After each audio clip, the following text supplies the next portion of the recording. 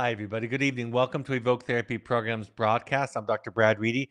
Today is Tuesday, September 6th, 2022. Tonight, we're going to be talking about differentiation and codependency.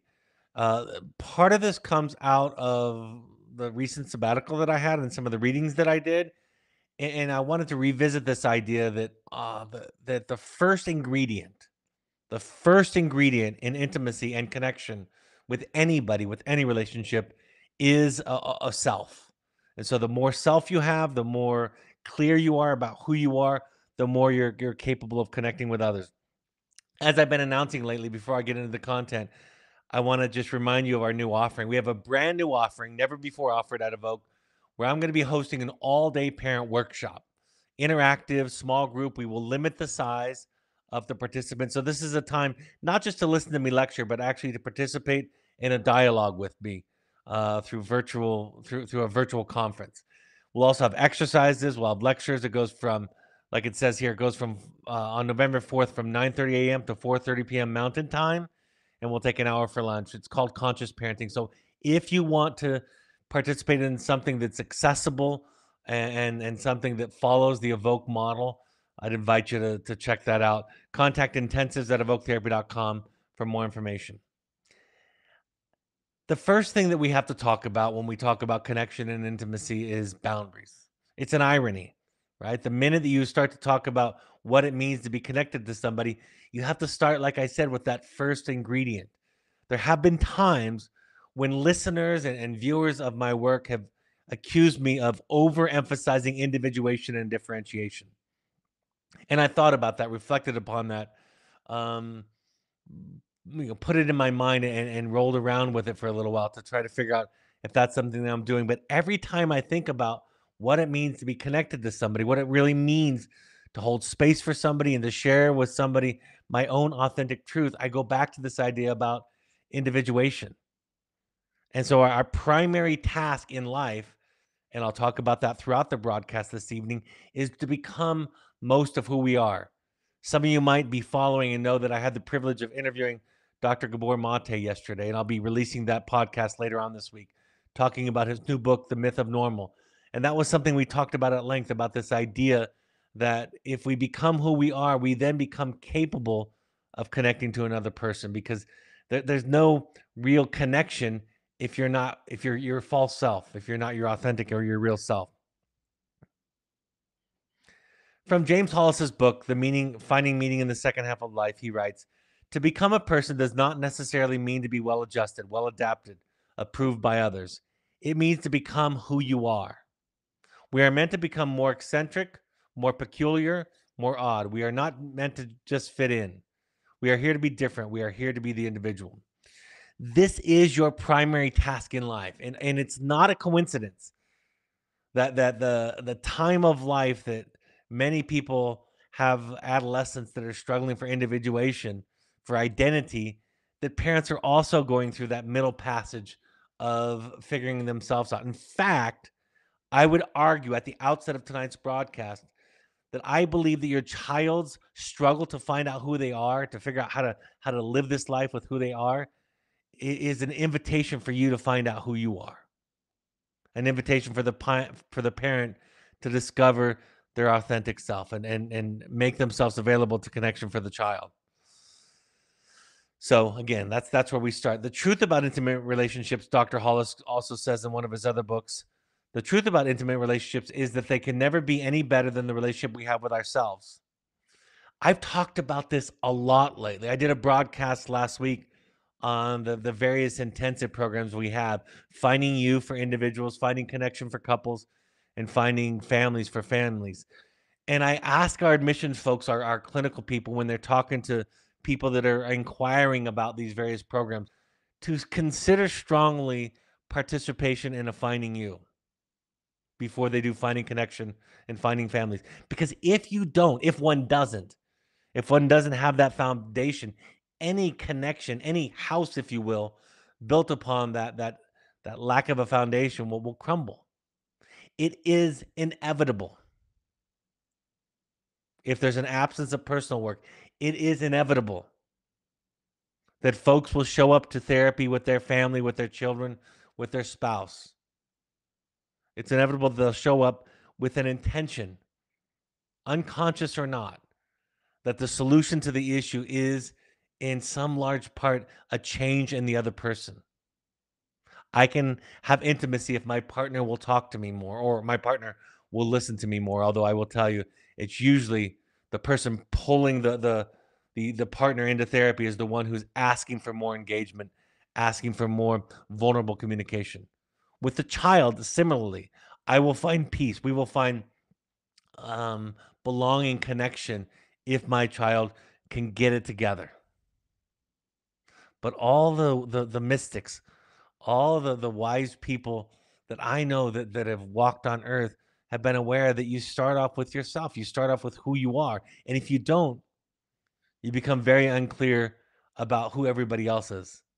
I was having a discussion, as I often do with my family the other night, and it came to me. I was describing something, and one of my children, who's finishing a PhD in clinical psychology, said, "Why haven't you taught this to us before?" And I said, "I'd never really thought of this principle before." But what happens is when we have these kinds of discussions, we have these clinical discussions in the evening.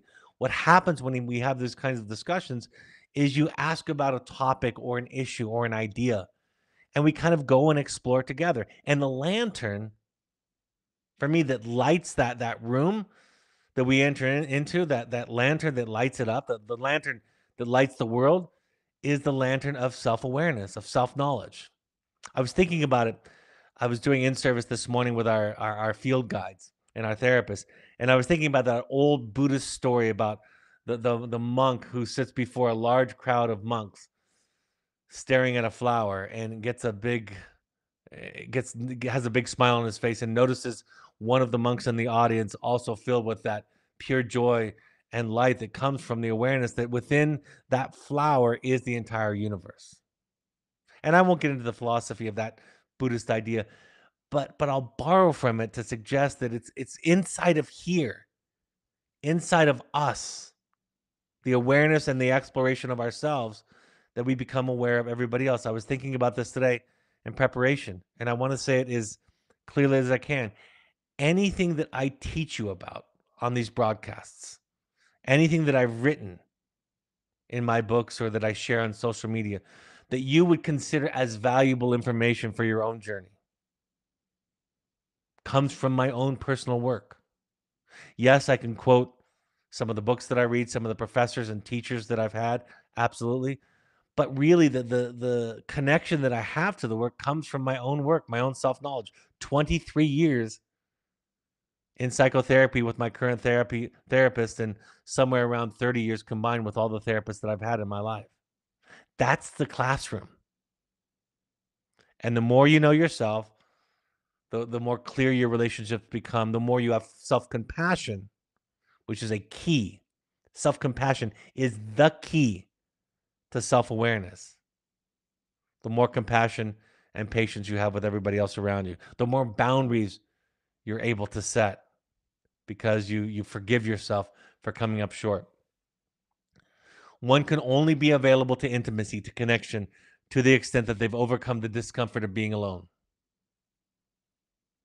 I've thought about this just the other night. Again, I was talking to my family, and we were talking about how friendships and relationships, people get very injured when you set a boundary. If somebody cancels plans late, or somebody says that they're not interested in coming over, or they haven't called you in a while, there are so many people that take that so personally as a personal attack or an affront. And as I was thinking about it, I was thinking, why don't I feel that urge to be insulted by somebody taking space? And what I came to the conclusion of, it's because I like time by myself as much, maybe even more than I like time with other people. So if you need space, two things happen. I'm okay with it. I'll occupy my time with my own self and find that enjoyable. But I also recognize that you must need the same thing that I need, which is some personal time, some alone time. When I talk to couples, think about this.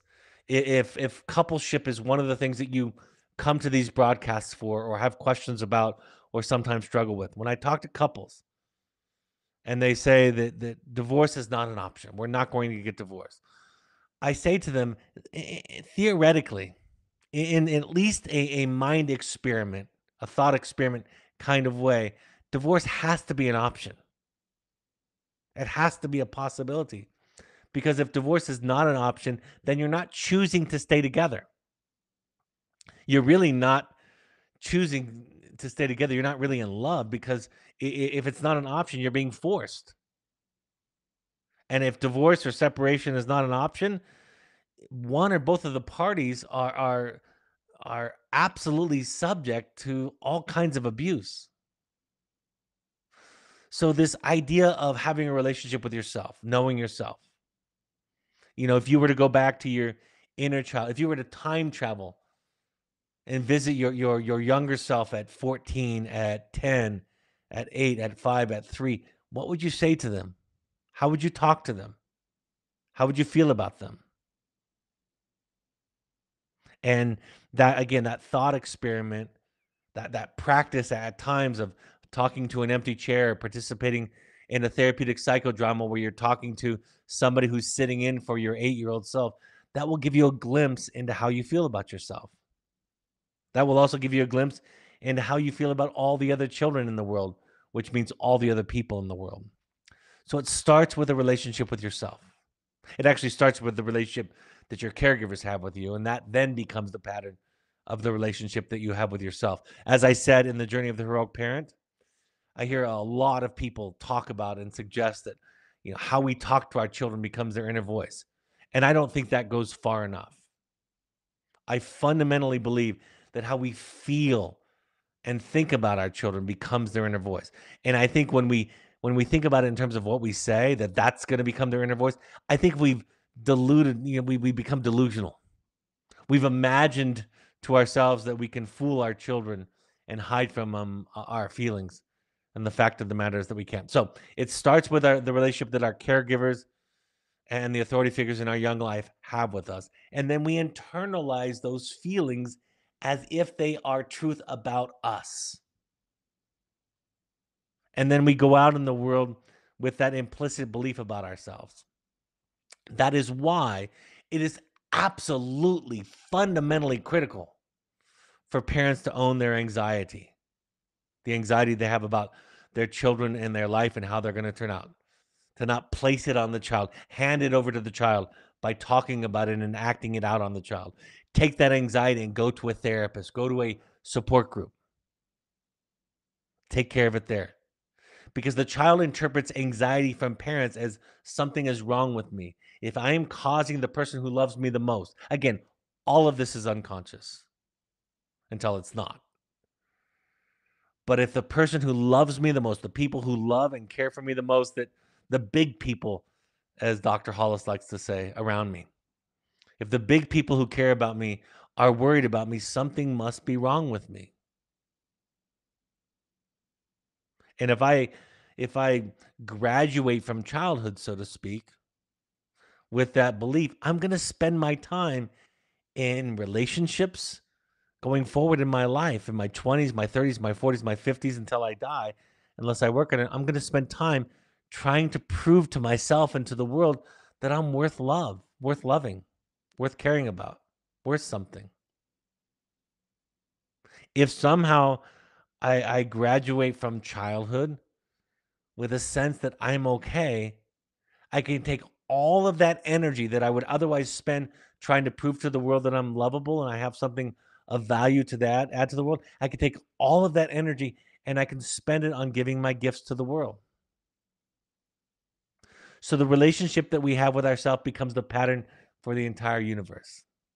The lantern that we use to see the world is the lantern of self-knowledge. The book that we ask all of our clients. In fact, I haven't said this in a long time, but if you're an adult listening to this and you don't have a child at Evoke, or you do have a child at Evoke, read The Knight in Rusty Armor.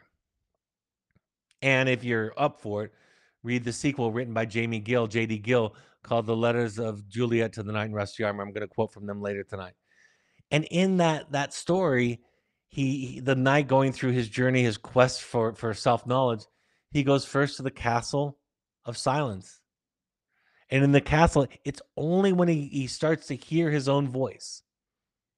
He remembers his name, which is, of course, symbolic for getting in touch with himself.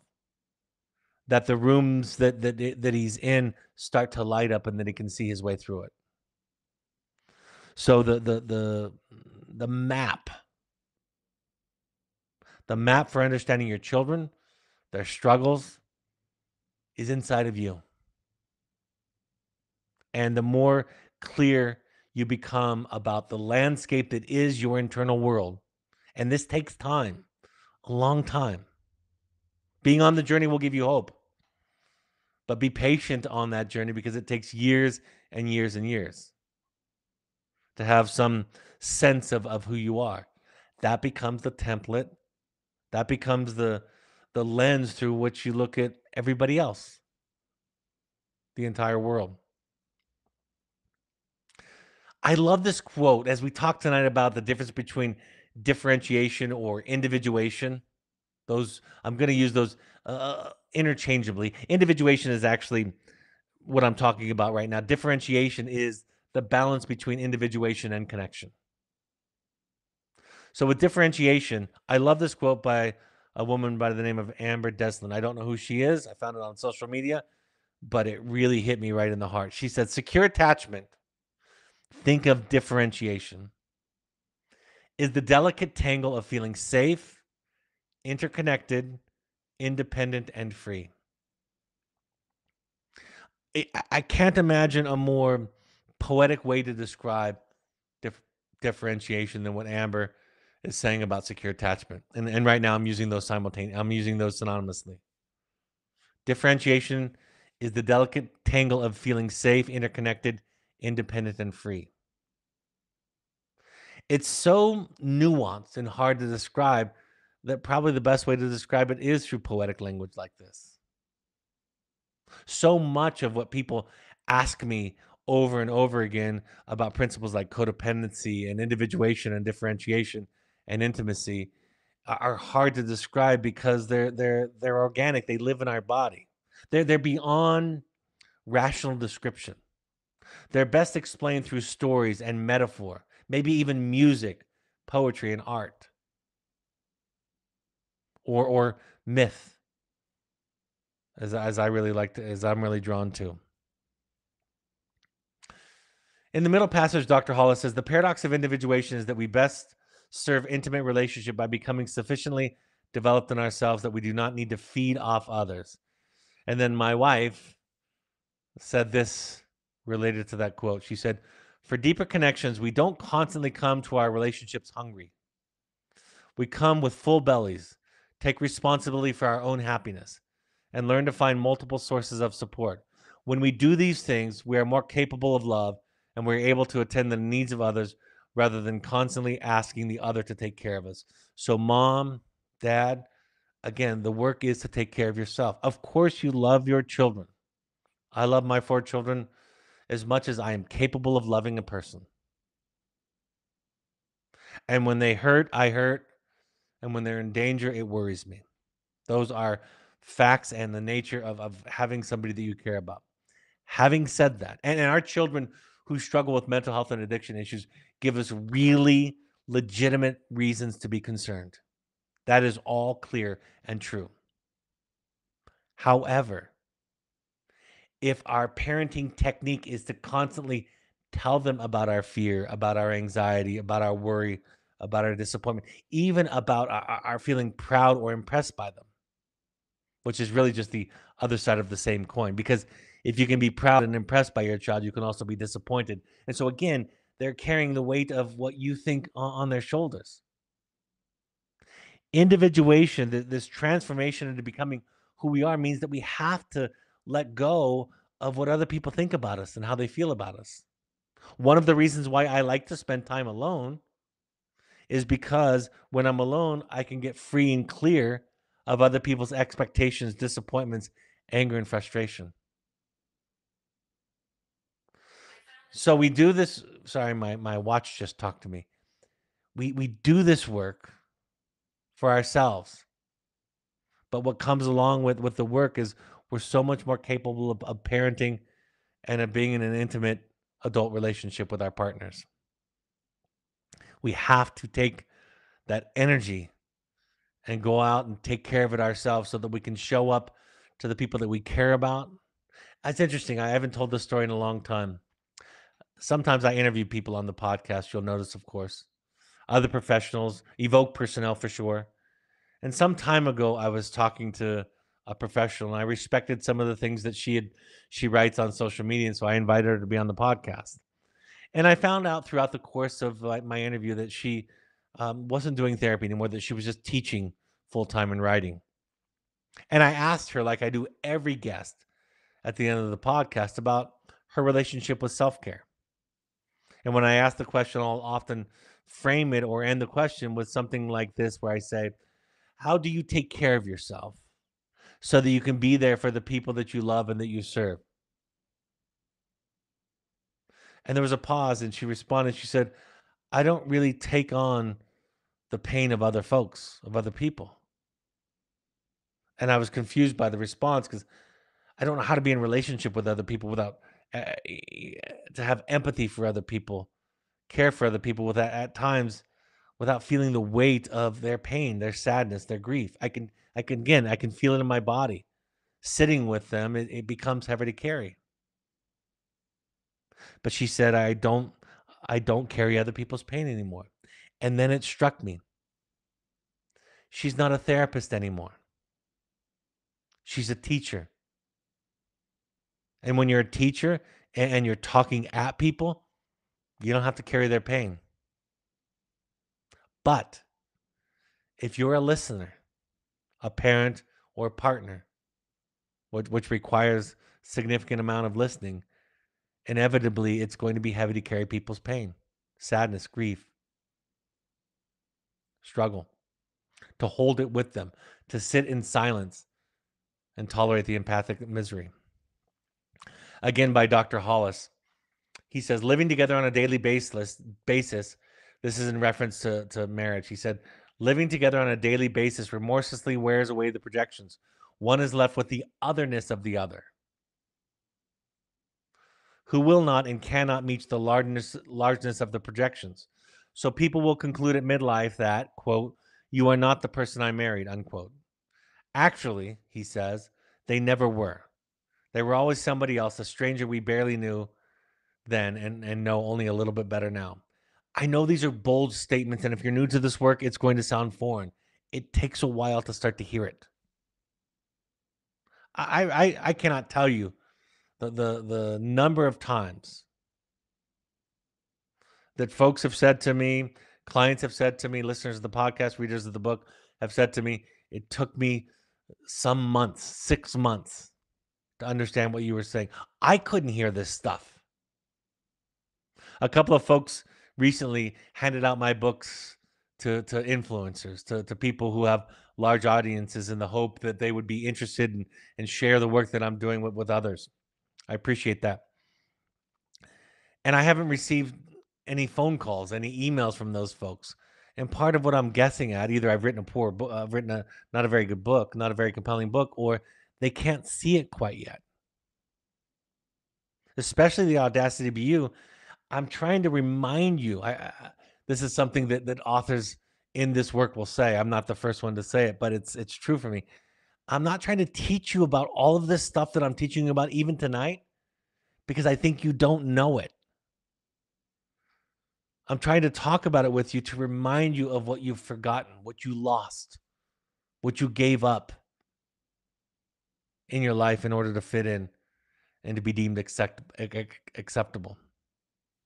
Harriet Lerner, who wrote one of my very favorite books on boundaries, The Dance of Anger, said many of our problems with anger occur when we choose between having a relationship and having a self. That's what I was describing earlier when I said divorce, at least theoretically, has to be an option. I remember the very first Broadway show that I fell in love with was Wicked. Saw it about 15 years ago.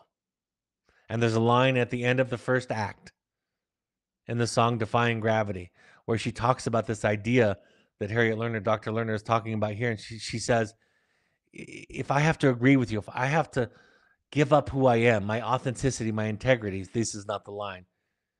She says in these words, if that is love, then it comes at much too high a cost. In other words, if I have to give up core value. I'm not talking about small sacrifices because that's involved in all relationships, especially relationships with our children and our intimate partners.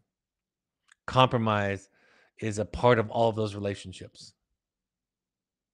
But if I have to give up core pieces of who I am to belong in this relationship, it's too high of a cost. Now, the next question that most people ask is how much is too much? The question, the way that I think about it is, well, I've asked my therapist about it in years past. The question is, am I being a doormat? Am I being too open with my boundaries, too flexible, compromising too much? Or am I being too rigid, too stubborn, too impatient with the needs of others in my relationships? Am I being a doormat or am I being too rigid? And the answer to that question is your life. You get to decide. Dr. James Hollis, Dr. Brad Reedy, Dr. Harriet Lerner do not get to decide that. That is your life. You get to decide how much is too much and how much you can give. And I know if you're like me, and you are, you will make mistakes one way or the other, like we all do. And you will learn as you go. And as you get older,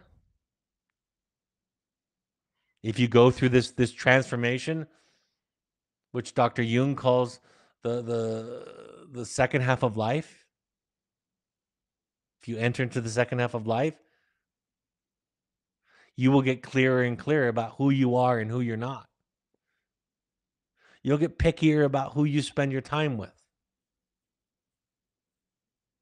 You'll be able to recognize more clearly who are your people. It will be easier, simpler, and more immediate for you to discover that.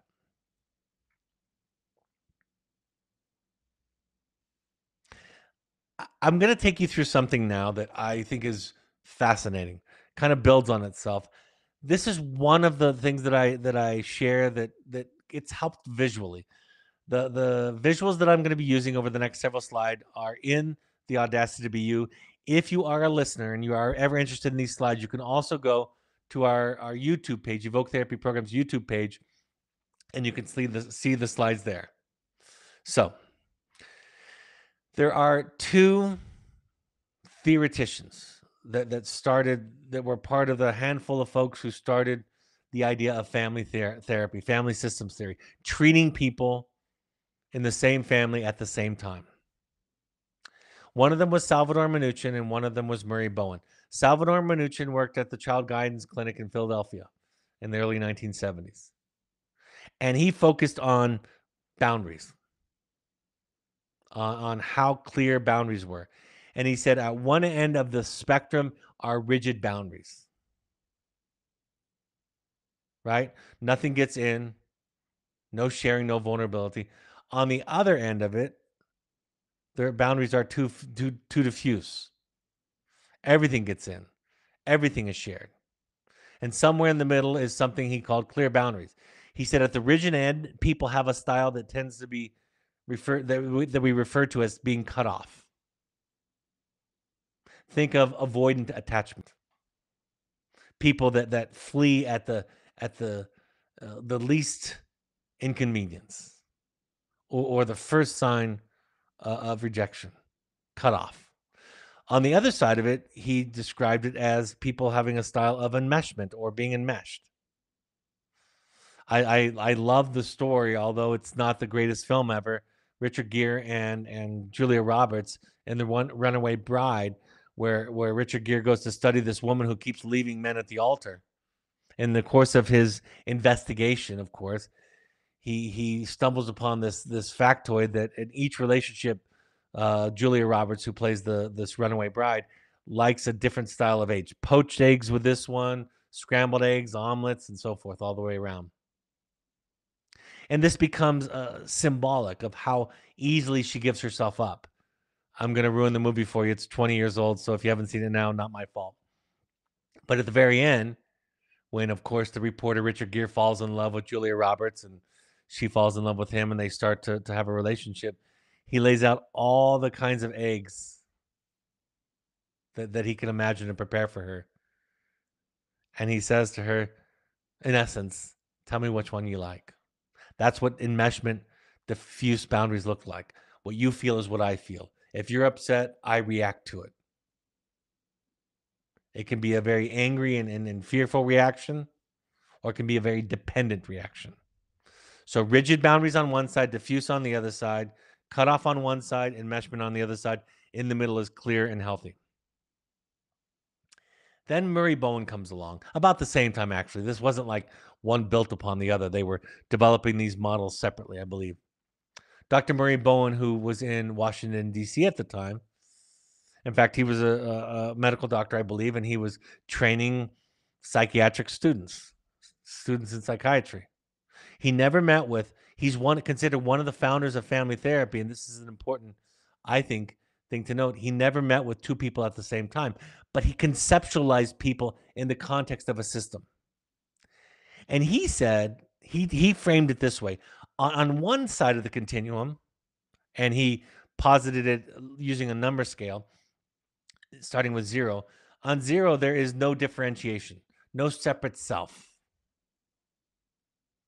And he called it fusion, which is similar to Mnuchin's idea of enmeshment, or disengagement, which is similar to Mnuchin's idea of cutoff. On the other side of the continuum, at the 100 level, and he actually pointed at it, he made the continuum as an arrow going in one direction because he said probably nobody's perfectly differentiated.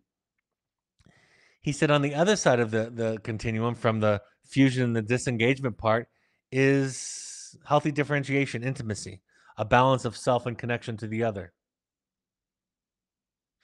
And he made this point that enmeshment and cutoff, while they might be stylistically different, they're essentially the same thing. They're a lack of intimacy. And you can see that, right? You can imagine that. Just because somebody is likely to run off and leave the relationship when there's a littlest bit of conflict, that still is an inability to be intimate. I remember one time I was telling a young woman when her father was coming to graduation to pick her up, and she wanted to disclose something difficult to him. She said, I'm afraid he's just going to get up and walk away, which, by the way, he did. He did do. This is 20, 23, 25 years ago. She said, I'm afraid he's going to walk away. And I said, it sounds like your dad is very fragile. And she was confused. She said, that's not how I would think about describing him at all. He's like made out of steel. Nothing could get in. And I said, yes, that's how it looks on the outside. But his inability to sit with ambiguity and paradox, right, with anxiety, suggests how fragile he is. So on one end of the continuum, on Bowen's end, you have a lack of differentiation, either too close. I'm using my hands to model this now. Imagine clenching your hands together. And if I move my right hand, my left hand goes with it, right? You're reactive and dependent. Or cut off. My hands aren't touching. My two fists are balled up and they're 12 inches apart from each other. And the other end of the continuum, and now I'm having my hands touch each other and rub against each other. Connecting, touching, making contact, but moving separately. That's what the differentiation scale looks like and feels like. But here's where it starts to get really fascinating. Dr. Bowen suggested this. He said, everybody grows up in a family with an undifferentiated ego mass number. In other words, a differentiation preference. So if you can imagine yourself on the 0 to 100 scale, let's say you grew up in a family of 65 on the scale of differentiation, of intimacy, of connection, of boundaries. Then when you go out in the world, you look for people that are around 65s. You don't like people who are too high or too low. If you're 65, you're looking for people somewhere between 60 and 70. If people are too high, if someone's a 90 on the differentiation scale and you're 65, what's your experience of them? And the answer is, to a 65, a 90 seems robotic, uncaring, too far away, uncompromising. And a 40 to a 65 is too immature, too reactive, too dependent. So you like and are attracted to people around a 65. And it takes years to make your way up the scale. So if you, mom and dad or partner, if you start to move up the scale, the people that are lower on the scale, if they're not moving with you, they'll experience you as not caring. Remember, if your boundaries get clearer, the people in your system will accuse you of not caring. They'll try to pull you back down the differentiation scale to where it feels comfortable and familiar to them. When I was teaching this one time about the 65 and not being attracted to 90s or 40s, somebody said to me, but if you're a 90, can't you explain to a 65 or a 70 what you're doing? And my answer was, 90s don't explain themselves to 70s. So if you find yourself trying to explain your boundaries to people, justify your boundaries, prove to people that your boundaries are correct and healthy and right and that you still love them, you're not really a 90. And I'm using all of these numbers, of course, theoretically. You can explain it once. But after a while, if you have healthy and clear boundaries, people that are 20, 30 points below you on the differentiation scale, they're just not going to get you. And some of you know what that feels like, know what I'm talking about. You outgrow people in your life if you're growing. One of the greatest, my wife said to me not too long ago, she said, being in psychotherapy as much as we have has ruined so many of our social relationships. Spending 30 years in psychotherapy changes you. And it's hard to relate to people that I related to when I was in my 20s and 30s, unless they also have gotten on the path of self-work, of self-knowledge. The question always becomes, is everybody codependent? And the answer is, it's a continuum. In fact, James Hollis explained in one of his books that there was some discussion about whether or not they should include codependency in the diagnostic manual. And they basically concluded, after being pressured by the insurance companies, if you include codependency as a diagnosis, virtually everybody will qualify for it. But I think more to the point, we think about it as a continuum. We're all on it somewhere. There are very few people that are 100 and 0 on the scale. We're all somewhere in the middle of it. And our work becomes being aware of and seeing where we're at, not fixing it. You can't snap your fingers. You can't read a book. You cannot change and get healthier with your boundaries in a simple, short way. It takes practice. You have to unlearn things. You have to resolve and heal trauma.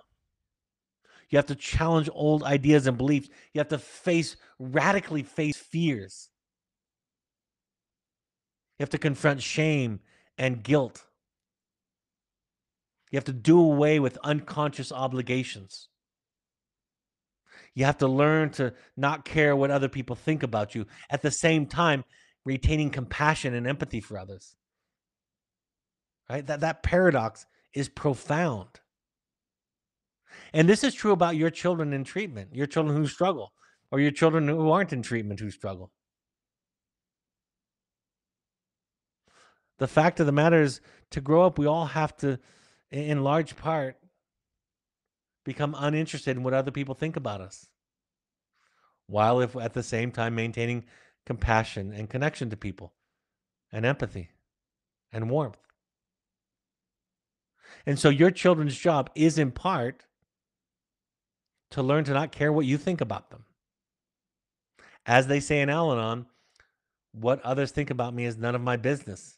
And that's our responsibility in becoming who we are. We have to face that dragon. We have to face that fear. We have to face and deal and grapple with that anxiety that says, if we tell the truth about who we are, we will be abandoned.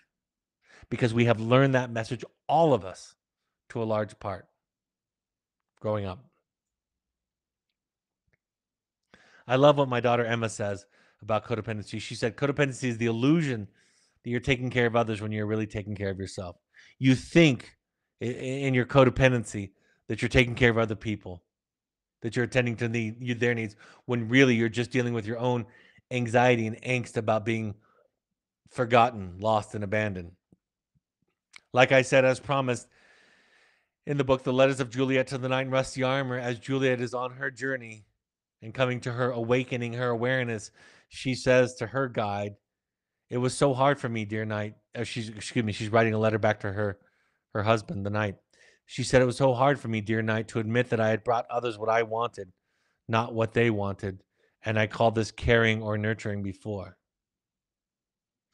We learn as we wake up to our own woundedness and our own need for healing, not because we're full of shame and guilt. In fact, to a large extent, we've gotten rid of those, or at least had some success in battling them.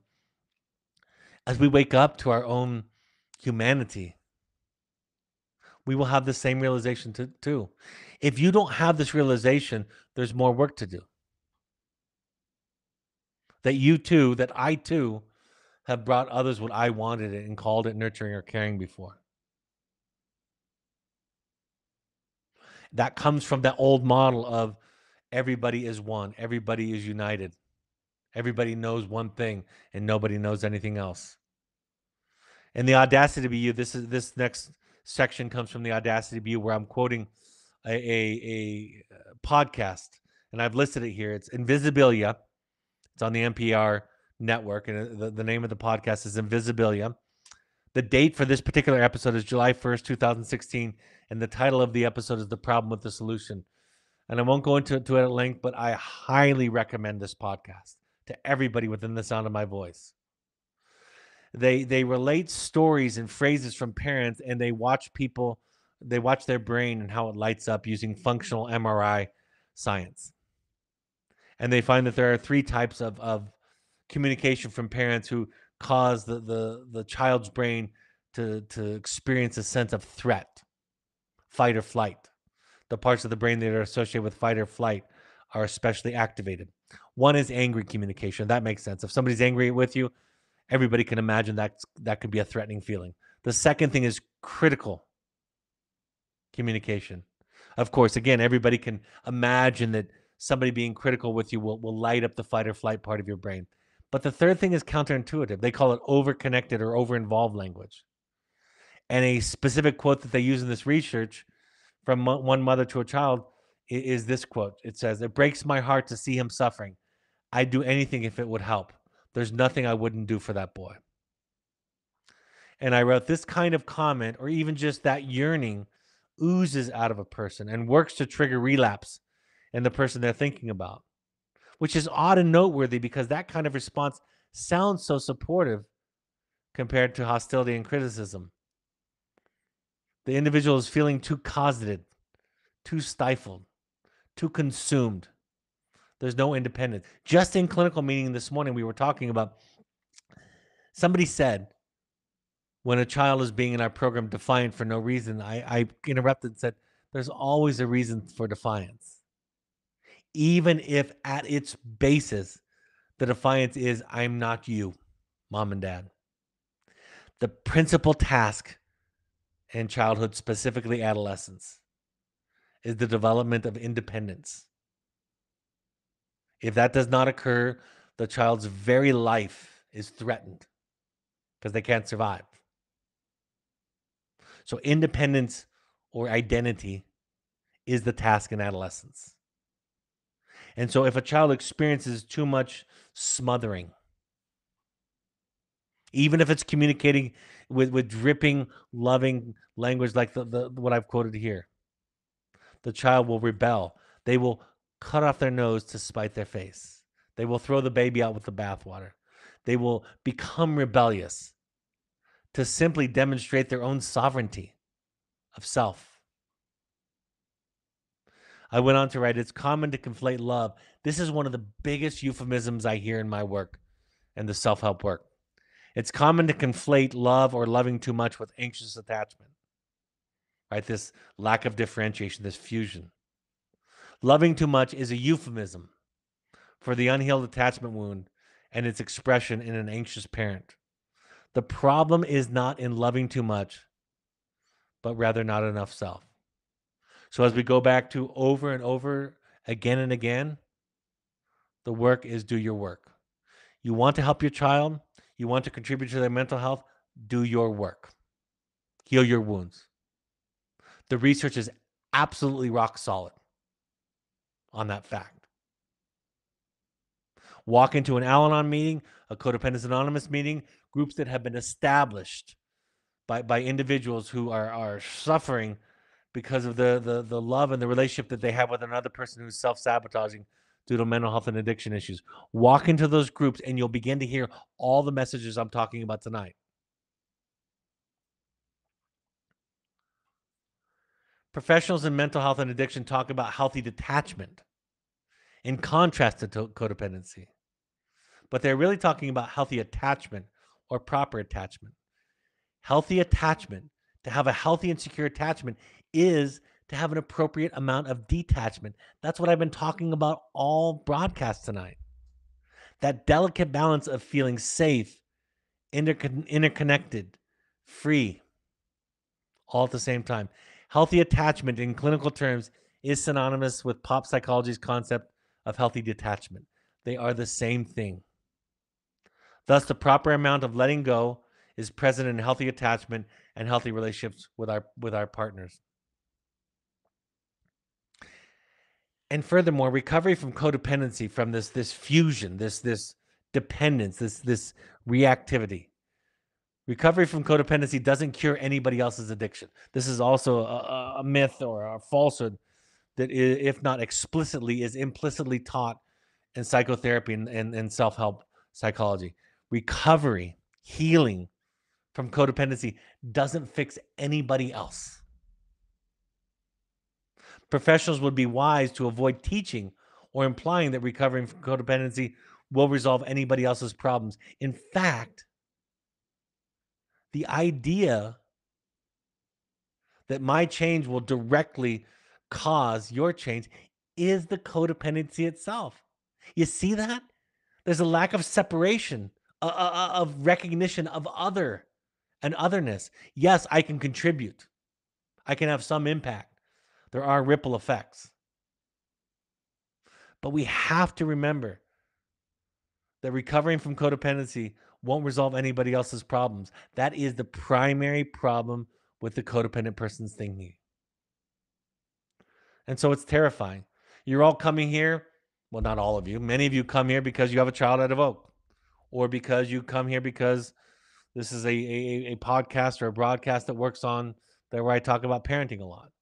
And you're desperate because you have a human being in your life, a little one, sometimes not so little, that you love, that's struggling. And I sit here week after week, episode after episode saying, work on yourself, work on yourself. And you're saying, yes, but how do I help my acutely suffering child? This is the answer. This is how it's done.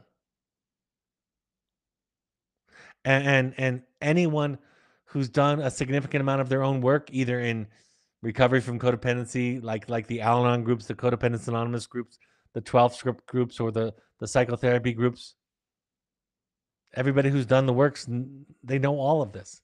I didn't invent any of this. I put my words to it, but I didn't invent any of the science. This is the authority of what I'm saying is in how it resonates with folks. The authority of my words is the truth of them. I had somebody tell me, you need to cite more research. And first of all, I'm not interested in doing that. Because research statistics can be, I think it was Mark Twain quoting somebody else. He made it famous, but he said there are lies, there are damn lies, and then there's statistics. My knowledge of what I'm sharing with you tonight is a felt and a lived knowledge. And it came in relationship with somebody who discovered it the same way. And they learned it from somebody who discovered it the same way. And my clients discover it the same way. Recovery from codependency, as some suggest, is not about simply setting stricter boundaries. One of the ways I get misquoted more often than any other way is when people assume that my position on a boundary would be, first of all, a certain position, and that it would be very strict. I'm going to read this first sentence again. Recovery from codependency, as some suggest, is not it's not simply about setting stricter boundary. It's about setting better boundaries. Better boundaries refer to their quality, the intention behind them, the idea in the boundary, where it comes from. It comes from self-care, comes from what I'm okay with and what I'm not, what I'm comfortable with and what I'm not, what I need and what I don't need. The boundary's purpose is to separate and distinguish people's emotional lives from one another so each can be connected. We talk about it over and over again. Anytime we talk about connection, we have to talk about boundaries. Recovery from codependency means different boundaries, and the difference is rooted in each person's differentiation and love, each person's individuation, separate, unique, authentic selfness, and also the love and compassion they have for others. Rilke says it this way: for one human being to love another, that is perhaps the most difficult of all tasks, the ultimate, the last test and proof, the work for which all of the work is but preparation. I hold this to be the highest task for a bond between two people, that each protects the solitude of the other. Rilke understood that to be in relationship with somebody at the deepest, most intimate level, that each person protects and honors the other person's solitude. The Prophet Khalil Gibran says, and I believe it might be the one on love or marriage. I think it's marriage. He explains in the book The Prophet, which is one of my favorite books, many people's favorite books. He says, let there be space in our togetherness. Just today, I was explaining to the therapist, be careful to lather praise on clients who are working, doing assignments. Be just as curious about your child's compliance, just as skeptical, be just as skeptical of their compliance as you are about the defiance. Because the job is not to create well-behaved children, cooperative children. That would be a disaster. The job is to create or support, I should say, and nurture the child's development of themselves. And with that, they will give their gifts to the world. If you want to look at the children's cartoon Frozen, the gift that she thought made her unlovable, unacceptable, that drove her into self-exile, and she spent her midlife frozen, was eventually the gift that saved the community. Same with me. Same with your children. The myth that I so strongly identify with, Darth Vader, is similar. A traumatic childhood, significant losses, nobody reliable and consistent in his life. Then through the experience of pain and the loss of his wife, he puts on this armor and tries to control the whole universe. Remember, Darth Vader thought he was the solution to the universe's problem. He did not think he was the problem. Darth Vader is a metaphor for us when we try to control things, when we become autocratic, unbending, when compliance and obedience is overvalued. Raising children is hard without mental illness and addiction. It is really, really hard. And there's no generic template to make decisions by. You just have to work it out. So I hope that's helpful for you this evening. I know I've gone through the entire hour without taking any questions. I will take any leftover questions for our broadcast this week. I hope that that's helpful and gives you some new thoughts regarding differentiation, individuation, connection, and intimacy. All right, folks. My books, The Journey of the Heroic Parent and The Audacity to Be You, are available on Amazon and Audible. I narrated the second one. If you want to do a deep dive into your own work, like I said earlier, I strongly encourage finding you. If you have the time and the money to do it, I've done it many, many times. Like I say, I've done it for my family, paid for them to go to other versions of this program all throughout the United States. October 5th is the next offering, 5th through 9th, November 9th through 13th. If you want an online offering, it's easier to get to because it's online, and it's also less expensive and shorter. It's over the weekend. November 11th through 13th is the next online offering. And I will be running the Returning to You. If you've attended a Finding You and you want to come back for another experience of reconnecting to yourself, Returning to You, October 12th through 16th, will be happening here in Utah. Contact intensives at evoketherapy.com for more information. We have support groups for current and alumni families of our wilderness program. September 8th, that's in 2 days, at 6:30 p.m. is the next offering. Once a month, we have an alumni-only meeting, so some people that are a little bit more advanced. September 27th at 6:30 p.m. Mountain Time is the next offering. We also have an intensives alumni offering every month. September 13th at 6 p.m. is the next offering. Contact Malia at evoketherapy.com for more information. If you want a coach, a virtual life coach, parent coach, marital coach, we have Evoke therapists that are trained in the attachment-based model that I'm teaching you about tonight. Contact coaching at evoketherapy.com, and we can set you up with one of our coaches. We have pursuits trips that are customized adventure trips all over the world, anywhere from 3 to 30 days. The activities are up to you in large part, and think therapy light for families or young adults, or think about reconnecting, recalibrating, getting back in touch with the skills and the tools. We ask all current parents to attend 6 12-step support groups, any combination of Al-Anon.org, CODA.org, FamiliesAnonymous.org, or AdultChildren.org. So you can go to those websites. You can find online offerings or in-person offerings in your local area. Probably if you live in a relatively large city, you can find them several times a day, every day. RefugeRecovery.org and NAMI.org are also places to go for free classes and resources in your local area. All of these podcasts are available on Spotify or your favorite podcast app. Just search Finding You, an Evoke Therapy podcast, or you can go to SoundCloud.com or Evoke's YouTube channel to listen or watch there. Evoke Therapy Programs and me, Dr. Brad Reedy, are on Twitter and Instagram using the handles at Evoke Therapy or at Dr. Brad Reedy, respectively. You can also find the Intensives program on Instagram using the handle at Evoke Therapy Intensives. On Facebook, you can find us by searching Evoke Therapy Programs or Evoke Therapy Intensives, and also we have a blog that Malia does a great job of curating that has new content each week. If you want to give back to people that can't afford therapy or treatment, the charitable partners that we work with are ChooseMentalHealth.org, Sky'sTheLimitFund.org, or the EvokeFamilyFoundation.org.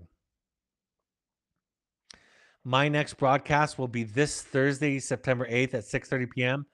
Mountain Time. This is for family and friends. If you want to invite extended family or friends to this broadcast, you're welcome to do that. You can also invite siblings, or you can come with questions about family members and siblings, or you can ask them for on behalf of the siblings or family members if you're getting asked difficult questions that you're having a challenge answering.